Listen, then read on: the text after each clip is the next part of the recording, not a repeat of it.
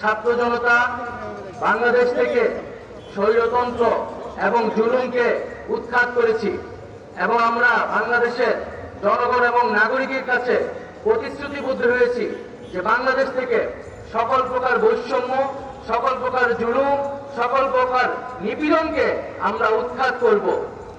ইতিমধ্যে আমাদের প্রধান উপদেষ্টা ডক্টর মোহাম্মদ ইউনূস জাতির উদ্দেশ্যে ভাষণে পরিষ্কারভাবে বলেছেন যে বাংলাদেশ একটি পরিবারের নাম। সেই একই কথাই আমি প্রতিধ্বনিত করতে চাচ্ছি যে বাংলাদেশ একটি পরিবারের নাম, একটি দেহের নাম। আজকে আমার একটি শরীরের একটি অংশ যদি আঘাতপ্রাপ্ত হয় তাহলে গোটা শরীরকেই কিন্তু আঘাতপ্রাপ্ত হয়। একইভাবে যদি আমার একটি দেশের যে কোনো জনগোষ্ঠী, সংখ্যালঘু জনগোষ্ঠী যদি আঘাতপ্রাপ্ত হয়, যদি অনিরাপদ থাকে তাহলে গোটা বাংলাদেশই কিন্তু অনিরাপদ থাকে। তো সেই ছাত্র জনতা